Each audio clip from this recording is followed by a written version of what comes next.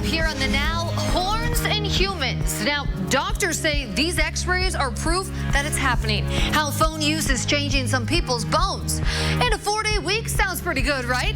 Well, a few school districts in the country have already changed their class schedules. We're looking at how that's working out.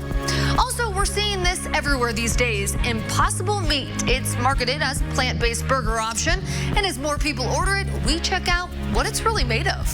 Thank you, Annie. This is the Now Indy on RTV6. I'm Amanda Starantino.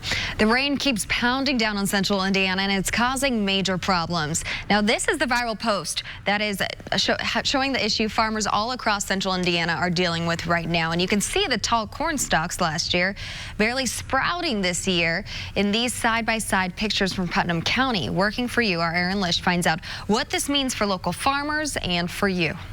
Corn and soybean farmers are taking a hit. This is the worst. I'm 80, and so it's the worst one I've ever seen. The excess rain for farmer Gene Pruitt is making things difficult for planting. It's just kind of been a struggle. We just can't get 2 or 3 days in a row. We get 1 or 2, and then it rains again. Even tiles for drainage aren't working. But if it's reasonably dry and you get a 2-inch rain, it'll handle it. But as soon as it goes down, you get it filled up 3 or 4 times, then you're going to lose whatever's in that spot. Agricultural economist Jason Lusk says the weather has pushed up corn prices by about 20% over the past month. So they don't make what the price is. You got to have something to sell. If corn is $5, $6 a bushel and you don't have it, it don't make any difference. And these fields, they need to dry up soon, not only for the 94,000 Indiana farmers, but for you, the consumer. You know, all your food at the grocery store and what have you, it comes from out here. Lux says we may see a 1 to 3% increase in prices at the pumps and grocery stores. At this point, farmers have to figure out, do they keep trying to plant corn on their acreage, switch to a different crop, or take the prevent plant payment through insurance? We got 1,000 acres planted. We got 800 acres of beans to plant yet, so I'm sure we're not going to make it. Farmers are hoping the sun comes out and the puddles disappear so they can get back to doing what they do best. We have to do the best of what we got and go from there. Aaron Lish, RTV6. Hey, you go back to 2012, and we didn't have any rain. That was a tough time, and now we can't get it to stop. We've had over 7 inches in Indianapolis, 7 1/4. Another ½ inch will start putting us into the top 10 wettest Junes on record. Monument Circle looks beautiful. Out to the west, clouds starting to break up, and it's a sign that we've got a little dry stretch here. And remember, in our way we do things now, dry stretch is measured in hours, not days. I think it'll be back tomorrow night. 71. Temperature in Indianapolis right now, full 10 degrees, maybe a dozen degrees below where it should be right now, 74 in Bloomington. I show you the radar. You've got the green light for outdoor activities this evening. The rain returns tomorrow night on a widespread basis. It may be back sooner in western and southwestern portions of the state tomorrow afternoon. Temperature 68 in Muncie. As you shop around, we should be 80 degrees or warmer at this point in the evening. Temperatures tonight with a nice breeze out of the west fall into the mid-60s by 11 o'clock. We're headed into the 50s tomorrow morning, coolest morning in the forecast. We'll go through your hourly Friday forecast and look into the weekend coming up. The National Domestic Violence Hotline just had its busiest year ever. Corey Rangel talked with the head of the hotline about what's behind the increase. The National Domestic Violence Hotline is being flooded with a record number of people asking for help. The hotline took in more than 570,000 calls, texts, and online chats last year, a jump of more than 30% from the year prior, which put a strain on the organization. When we see spikes like we did last year, we're just not prepared to respond to that kind of growth. Katie Ray Jones is the CEO of the National Hotline, which provides 24-hour support. She believes there are a couple of reasons for the spike, including the Me Too movement, as well as high-profile domestic violence cases involving singer R. Kelly and former White House aide Rob Porter. We know that people see threads of themselves in that story, and it prompts them to either, one, recognize, I don't want my current situation to turn out like that, so let me reach out for help, or they're recognizing, gosh, this is really serious and I need to connect with someone right now for help. Ray Jones says says the hotline is on track to set another record. So far this year, more people are reaching out for help than last year at this time.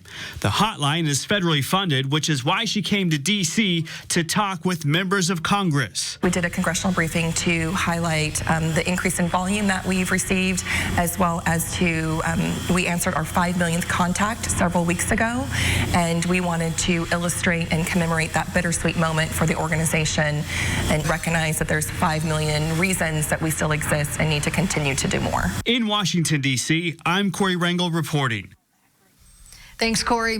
YouTube is considering some big changes to better protect kids watching online videos. Now, the Wall Street Journal reporting YouTube could move all children's shows and videos to an entirely different app called YouTube Kids. Now, there's also talks of turning off a feature that automatically starts playing a new video once you finish watching one. Federal Trade Commission is still investigating YouTube over complaints it was collecting data on kids and exposing them to inappropriate content. All right, checking back in our lineup, a few schools across the country are slashing off a day from their school week. The goal to recruit teachers. We check in with one school that's doing this and look at whether it's really helping. You're watching The Now. Jack's family.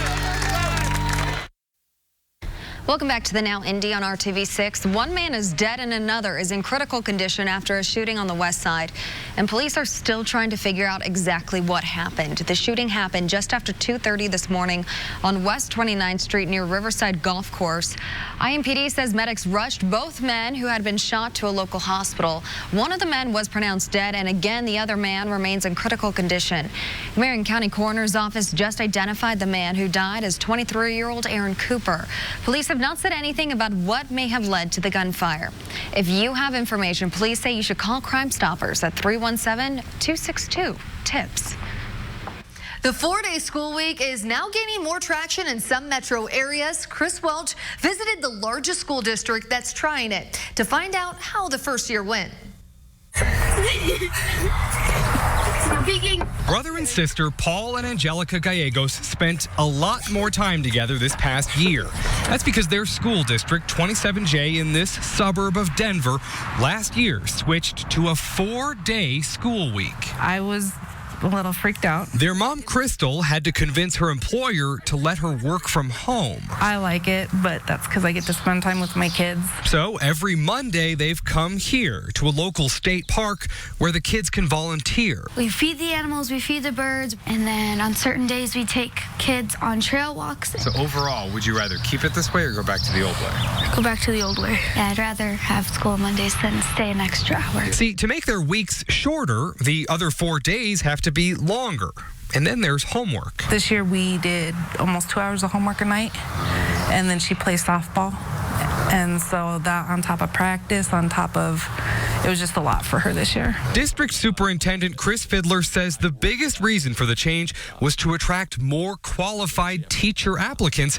And so far, he says it's worked. So we went from, elementary teaching positions, a good pool would have been 40 to 50, and we were seeing pools of over 100. The district will soon head into their second of a 3-year trial period, but it could be here to stay. It's really been a useful tool. The Roberts family has mixed feelings. Mom Alicia sees pros and cons. We have more family time on the weekends because then we can focus on other things during Mondays, but I still work on Mondays. But 12-year-old Kendra, who uses the time to hang out with friends, is obviously okay with this arrangement. Yeah.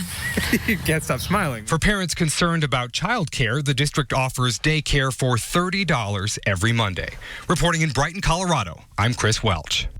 Chris, thank you. All right, back to our lineup. Surprise medical bills. They're getting worse for patients. And now lawmakers are tackling the problem. What they're doing so you don't end up with another problem after going to the hospital or a clinic. Need to know. At martintoyota.com.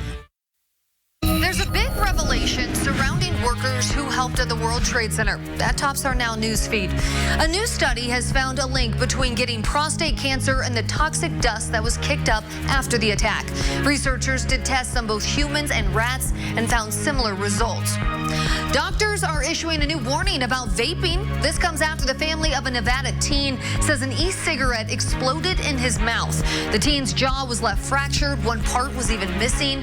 And now surgeons said that they believe the explosion was due to a battery issue, but that has not been verified at this time. Angelina Jolie can add working for Time magazine to her resume. She'll be joining the staff as a contributing editor. Now, the Academy Award winner will have a section each month to focus on topics surrounding human rights. Unexpected medical bills are just a headache. Everyone knows it, and we're getting a new idea today on just how bad they're getting. About 1 in every 6 ER or hospital visits end with a surprise medical bill. That's according to a new analysis out from the Kaiser Family Foundation. One woman we talked with today got hit with an out-of-network bill and says it took an appeal and about a year to get her insurance company to cover it as in-network. I was fortunate enough to be persistent and tenacious. Otherwise, we would have lost everything. And we're still paying on that medical debt from 2008 to 2012. She says you have to educate yourself on your insurance and the fine print with your coverage, and also become an advocate for yourself when you get hit with unexpected bills. So what are lawmakers doing about this? Well, they've actually introduced 3 bipartisan bills recently that would require health plans and insurers to cover those surprise out-of-network bills. The Senate Health Committee is expected to vote on a bill next week that would make it so patients only pay their in-network rates for out-of-network ER care. Now, individual states have been taking their own action on this issue. The ones highlighted here have already added protections or passed laws on this. But one issue with these state laws is they don't always apply to people with large employer coverage. And that's because of how these plans are regulated on a federal level. So your odds of getting a surprise medical bill vary from state to state, too. The Kaiser Family Foundation found more ER visits is most likely happening in Texas and New Mexico. At in-network hospitals, it's the worst in New York and New Jersey. Thanks, Annie. How does that kid song go? You know, the one about the baby shark? Baby shark, do-do-do-do-do-do, baby shark, do-do-do-do-do-do, baby shark, do-do-do-do-do-do, baby shark. I apologize now for having that song stuck in your head for the rest of the day. A shocking surprise for a Franklin, Indiana family vacationing in Surfside Beach, South Carolina, not far from Myrtle Beach. They captured this video of a baby shark right up near the shore while they were swimming in the water on Tuesday. Lisa Karen Durrett tells RTV6 it was pretty scary to think that sharks are this close. She says a man fishing caught the little guy a little way down the beach. Durrett says she and her daughter were swimming about 20 feet away from where that shark was. That baby shark isn't as cute and cuddly as the ones in the baby shark video. Kevin. You know, mom is nearby, and maybe even dad. Probably. Well, as the song goes, little one. Grandpa Shark too. Oh, see, I don't know the song. I'm you'll just hear living it in the real world. All right, Mrs. Gregory thought she'd brighten things up at our household and bought this. And it is pretty bright, isn't it? Look at all those assorted flowers. If you put these things on a hook and then you get that heavy rain, it just starts to really sag down. It can hardly hold the water that we've had, just like everything else is saturated. Temperature 71 in Indy, 74 in Bloomington and in Terre Haute. It's comfortable. You got to love the lower humidity. Maybe your windows are open, letting some of that fresh air into the house right now. Temperature trend, the drop won't be dramatic, but by the end it will. By temperatures tomorrow morning in the upper 50s. That's a nice start. And with the clouds clearing tonight, the wind will calm down a bit, and that sets the stage for coolest temperatures within the 7-day planner. Let me duck. There's the time, 1 o'clock tomorrow afternoon. By the time we get to 3 to 4, showers and thunderstorms western Indiana, crossing the Wabash River, especially Terre Haute to Vincennes and Sullivan, kind of clips the metro area. Then some evening showers and thunderstorms. The trend seems to be the southern half of the state and southern third as we go through the afternoon and evening hours tomorrow. Temperatures tomorrow still cooler than average, but not by a lot. 83 is your average high. Will settle right to around 80 degrees. Saturday, showers, thunder showers, especially in the southwest portion of the state. They just keep diving from northwest to southeast. Now exactly where that axis will set up, we'll have to keep our eye on that. the rain will become more widespread Saturday night and Sunday. 4-day forecast is unveiled coming up. You've probably seen the Impossible Burger on some restaurant menus. A lot of people, even meat eaters, are trying the new plant-based option. But is it just a fad? Kai Beach is checking it out. In the heart of Silicon Valley, people are keeping a pulse on a new product as techies transition to foodies. It tastes like meat. At this restaurant located a few blocks from Stanford University, they're serving up new plant-based proteins. We had a spike on the pizza with Impossible Meat. Restaurateur Rocco Scordella put products created by the company Impossible Foods on his menu a few years ago. Now they account for 20% of his pizza sales.